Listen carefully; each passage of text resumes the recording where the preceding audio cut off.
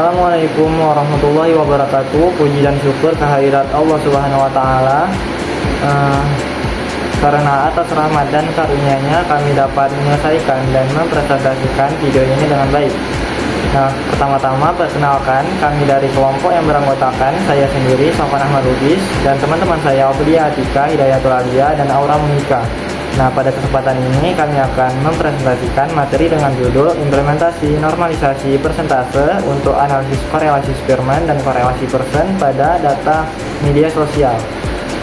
Selanjutnya, materi akan dijelaskan menggunakan slide dan juga poster. Video ini disusun sebagai bagian dari tugas mata kuliah Statistika Matematika yang dibimbing oleh dosen pengampu mata kuliah Ibu Nisa Fiska SPD MSI.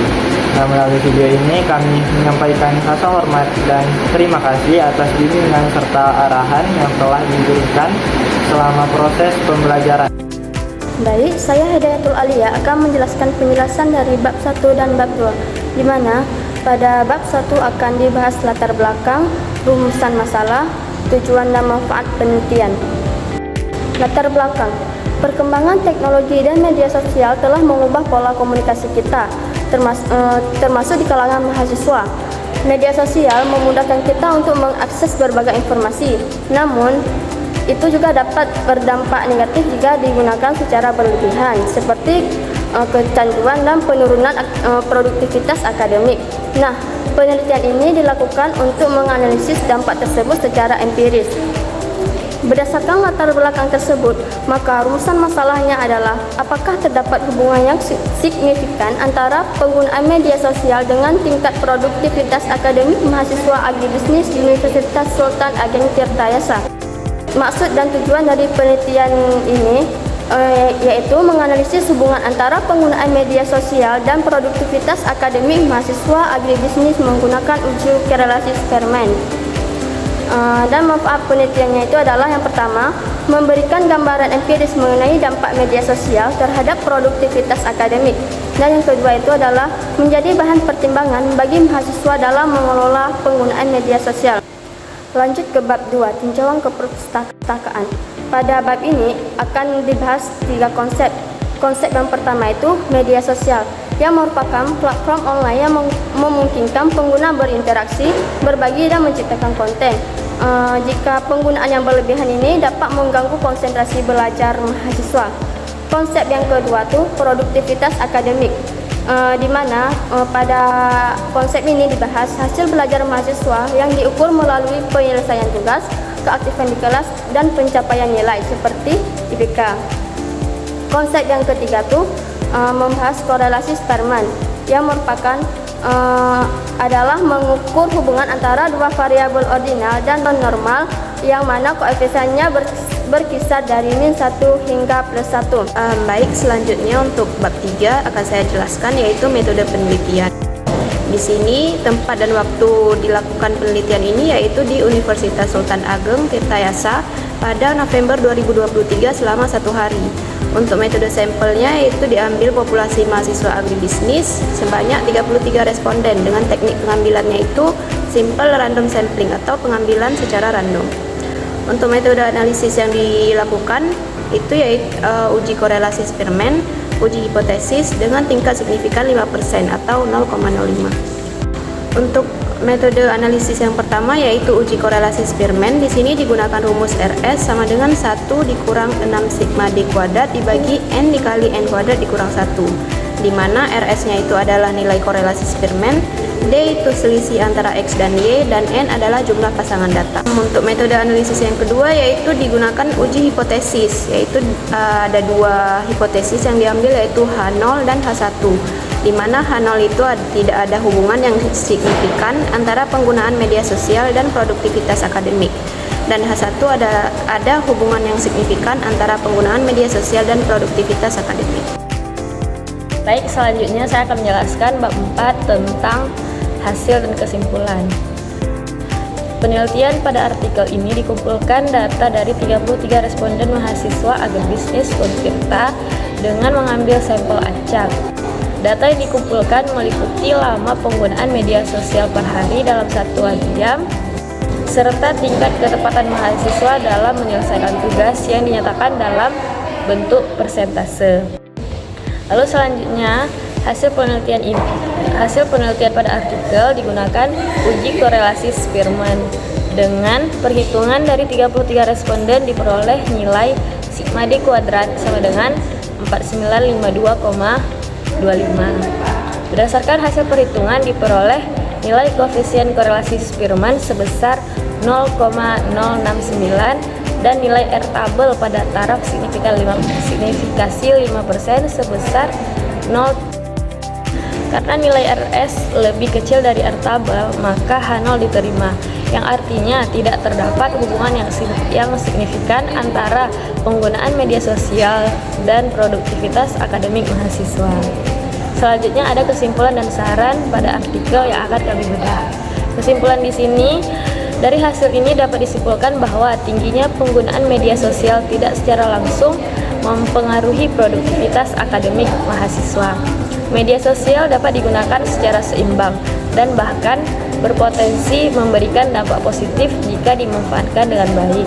Lalu saran pada artikel ini adalah memberikan saran untuk mahasiswa untuk menggunakan media sosial dengan bijak, memanfaatkan platform media sosial untuk mendukung proses pembelajaran dan mencari informasi akademik, serta hindari konten-konten yang dapat mengganggu konsentrasi dan memanage waktu dengan baik. Selanjutnya, bab 5 akan saya jelaskan tentang inovasi dan pengembangan topik dari jurnal yang telah dijelaskan oleh teman-teman saya sebelumnya. Baik, selanjutnya saya akan menjelaskan tentang konteks harmonisasi data. Di sini kami menggunakan jurnal Hussein Islam dan Prodan pada tahun 2020 sebagai inspirasi. Di jurnal ini dinyatakan bahwa dapat disimpulkan bahwa kecenderungan orang khususnya mahasiswa dalam menggunakan media sosial dibagi ke dalam dua tujuan, yaitu untuk hiburan sebesar 80,95% dan untuk kegiatan belajar atau akademik sebesar 34,92%. Hal ini menunjukkan bahwa tujuan hiburan masih lebih dominan dibandingkan pembelajaran dalam menggunakan media sosial. Artinya, seorang responden dapat menggunakan media sosial untuk lebih dari satu tujuan, sehingga total presentasinya melebihi 100%. Selanjutnya saya akan menjelaskan tentang proses normalisasi data. Nah, masalahnya di sini pada data Hussein 2020 menunjukkan persentase pengguna bukan proporsi waktu, sehingga untuk membagi data waktu persentase 80,95% hiburan dan 34,92% akademik perlu dinormalisasikan agar totalnya menjadi 100%. Di sini kami menggunakan formula normalisasi, yaitu PN sama dengan PI per sigma PI kali 100%. Dengan PN adalah persentase hasil normalisasi dan PI adalah persentase awal dari masing-masing kategori. Sigma PI adalah total seluruh persentase awal. Selanjutnya, hasil normalisasi. Untuk total persentase awal yaitu 80,95% ditambah dengan 34,92% menghasilkan 115,87%. Ini akan digunakan untuk mencari proporsi hiburan dan belajar selanjutnya. Nah, pertama kita akan mencari proporsi hiburan. Di sini 80,95 per 115,87 dikalikan dengan 100% menghasilkan 69,87%. Dan proporsi akademik yaitu 34,922 per 115,87 dikalikan dengan 100% sehingga menghasilkan 30,13%. Nah, setiap data waktu penggunaan media sosial responden dikalikan dengan proporsi ini.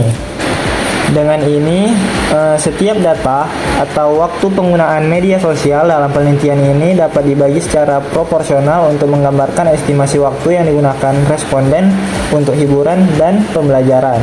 Nah, berdasarkan hasil normalisasi persentase dan pembagian proporsional waktu penggunaan media sosial, diperoleh data yang menunjukkan estimasi waktu penggunaan media sosial untuk dua kategori utama, yaitu hiburan dan belajar atau akademik.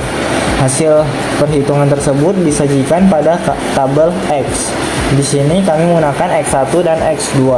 Selanjutnya, data hasil normalisasi akan kami tampilkan. Berikut adalah data hasil normalisasi yang sudah dikalikan dengan persentase yang kita dapatkan sebelumnya. Selanjutnya, kami akan memperlihatkan data hasil perhitungan. Yang pertama adalah tabel data hasil perhitungan korelasi Spearman. Nah, dari data tersebut menggunakan rumus korelasi Spearman, yaitu RS sama dengan 1 kurang 6 sigma I sama dengan 1 sampai dengan N DI kuadrat per N pangkat 3 dikurang N, di mana DI adalah perbedaan antara kedua ranking dan N adalah banyaknya observasi. Nah, dengan menggunakan rumus tersebut, kami mendapatkan korelasi antara hiburan dan penyelesaian tugas, yaitu 0,06626, dan korelasi antara akademik dan penyelesaian tugas, yaitu 0,06626.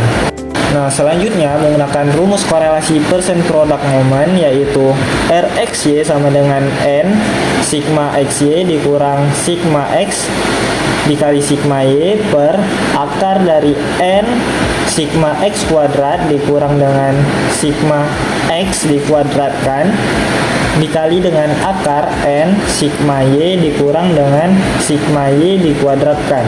Nah, menggunakan rumus korelasi persen tersebut, kami mendapatkan korelasi antara hiburan dan penyelesaian tugas, yaitu 0,14536, dan korelasi antara akademik dan penyelesaian tugas, yaitu min 0,14536.